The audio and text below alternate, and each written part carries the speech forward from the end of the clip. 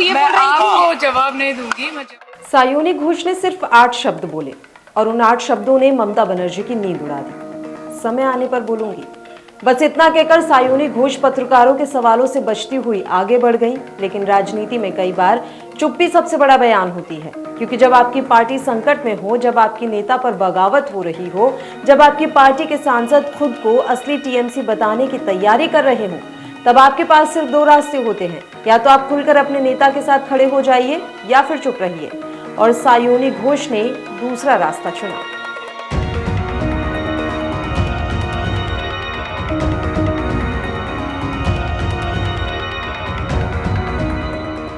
चड्डा ना ए नाम के बाद, सो चड्डा कैन बिकम चड्डी, शाइनी कैन नॉट।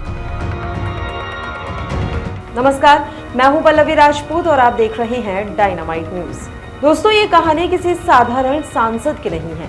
ये कहानी उस नेता की है जिसे ममता बनर्जी ने आगे बढ़ाया, जिसे अभिषेक बनर्जी की टीम का सबसे मजबूत युवा चेहरा माना गया, जिसे तृणमूल यूथ कांग्रेस की कमान सौंपी गई, जिसे बंगाल की नई पीढ़ी की राजनीति का पोस्टर फेस बनाया गया। और आज वही नेता ममता बनर्जी के लिए सबसे बड़ा सवाल बन चुकी है। क्यों? क्योंकि बंगाल में इस समय जो कुछ हो रहा है वो सिर्फ बगावत नहीं है, वो तृणमूल कांग्रेस के भीतर सत्ता की सबसे बड़ी लड़ाई है। एक तरफ ममता बनर्जी है, दूसरी तरफ वो नेता है जो दावा कर रहे हैं कि पार्टी अब पहले जैसी नहीं रही। और इसी बागी खेमे में बार बार एक नाम सामने आ रहा है, सायोनी घोष।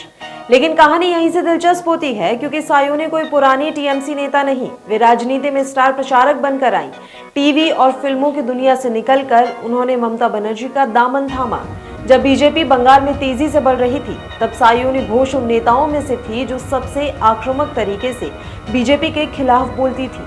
टीवी डिबेट हो, सोशल मीडिया हो या चुनावी मंच, सायोनी हमेशा ममता बनर्जी की सबसे मजबूत आवाजों में गिनी जाती थी। यही वजह है कि उन्हें सिर्फ सांसद नहीं बनाया गया, बल्कि संगठन की सबसे महत्वपूर्ण जिम्मेदारियों में से एक दी गई। उन्हें तृणमूल यूथ कांग्रेस का अध्यक्ष बनाया गया।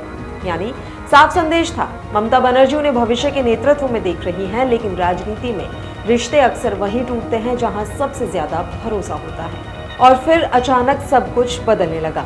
पार्टी में बगावत शुरू हुई, सांसदों के अलग होने की खबरें आने लगी, दिल्ली में बैठकों का दौर शुरू हुआ और इसी बीच सायोनी घोष का नाम बागी खेमे के साथ जुड़ने लगा।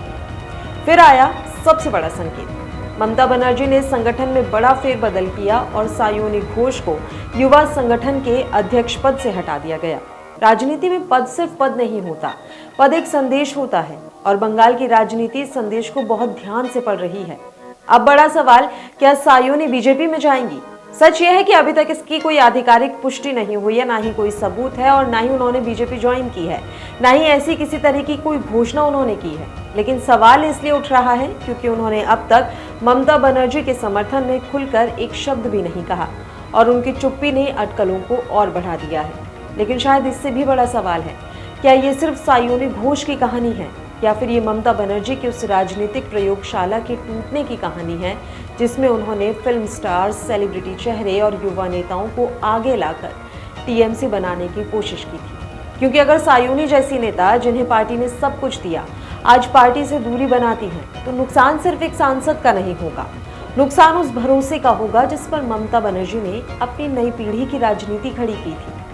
और यही वजह है कि आज बंगाल की राजनीति में सबसे बड़ा सवाल बीजेपी नहीं है, सबसे बड़ा सवाल है, क्या सायोनी घोष अब भी ममता बनर्जी की सिपाही हैं या फिर बंगाल एक और बड़े राजनीतिक विस्फोट का इंतजार कर रहा है।